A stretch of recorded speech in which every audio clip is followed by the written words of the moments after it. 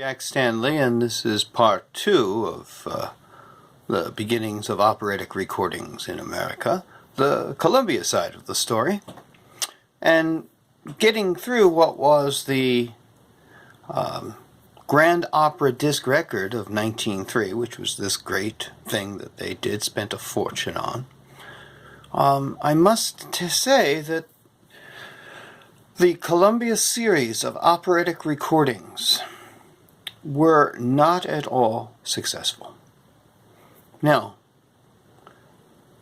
on the Victor side of the aisle, it wasn't very successful either. The interesting thing is, as I've mentioned in the previous video of Victor, that Eldridge Johnson realized the power of the opera singer.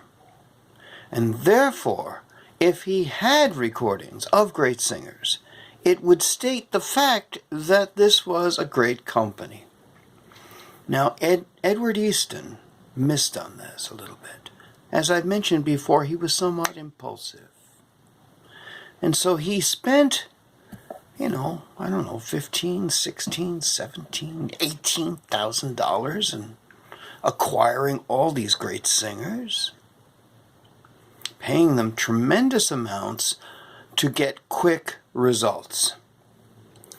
The problem was he wasn't going to get quick results with the buying public. It was a slow process. When he did not see a great return, he just walked away from it. And yes, the records would continue to be sold, but the unfortunate part of it all was that the records, let me grab one here, would continue, but not with the support and wild ideas of their original introduction. Now, as they went along, this is a later Grand Opera disc. It's interesting to note this one has the little thing on the back, and also it has, you can see it's a later pressing. It's got the 1902 patent information and stuff like that. That didn't come out until the latter 1903, 1904, and onward recordings. They continued to sell them, but they didn't continue the practice of making these recordings. There were a few. Marcel Jaunet made a couple of Columbias. Charles Gillibert came, the French baritone, who made a couple of recordings. He had made some recordings initially in the 1903 series. He came back and made a few others. This is one of his later ones. This is one that they did in 1907. And it's with Charles Prince at the piano. The same deal, but nowhere near the grandeur of the original setup. Now, several things came in to change the entire situation. First off, the Columbia recordings were not as good as the Victor. They were not as good as the G&Ts. They had Langdon Ronald playing piano on the G&Ts. Columbia had Charles Prince, serviceable musician, but of a different sphere. You had some of the greatest singers in the world making records for G&T, which de facto were now making records for Victor due to that Lend-Lease program with Stampers. And there were 300 Stampers sent over for the 5000 series, which not all were released. But still, there was 30-some odd recordings put out by Columbia. And there was no way that Columbia could compete. The quality of the record was not as good. The performances, while very admirable, just were not as successful as the Victors. And you have to understand Edward Easton's part in all this. You have to understand the embarrassment of the raid on the Climax record. And earlier, in 1902, by the end of 1902, he was trying to find a way to get his revenge. And he had a feeling that this would be it. Unfortunately, it was not. The Columbia series was quietly discontinued, although they would make sporadic appearances in some strange configurations. When the double disc record came out, you will find occasionally some of the Grand Opera series stamped on them, sold at standard prices.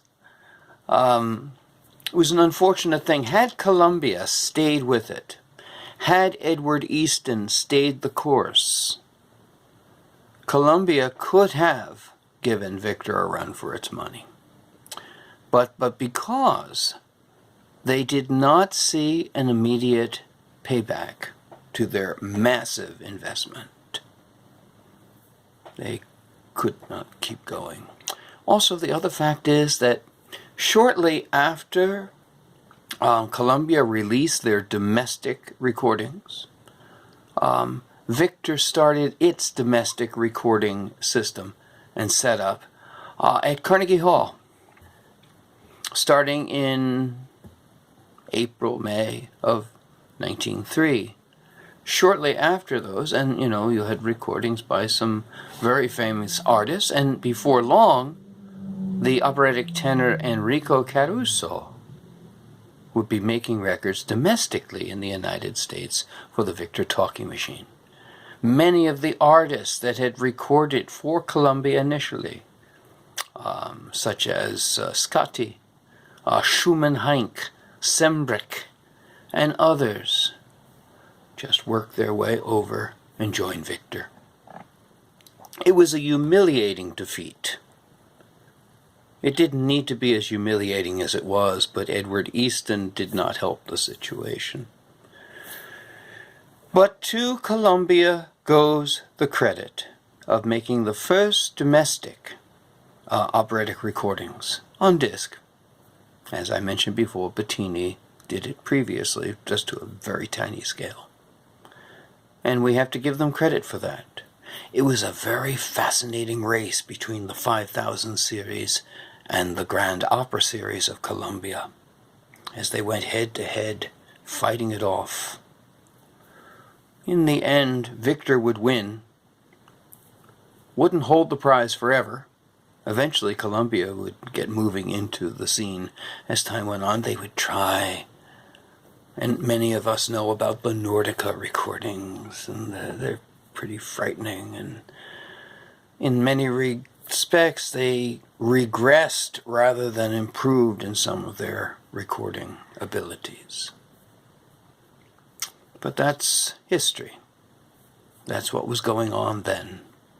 And to a degree, Columbia eventually came to understand that fact and let Victor have the prize. They tried other things. They went into deals with Phonotopia and started printing out their recordings. Once again, not to a great deal of success. It's an interesting thing. It turns out that Columbia would always take a back seat to the Victor Talking Machine Company, no matter what they did. Even when they got ahead of Victor, Victor would equal them and surpass them. Just part of the history. And, of course, part of the history of that most remarkable period of time when the opera singer was king. And making recordings was brand new, exciting, and hopefully, in their view, profitable art. Thank you.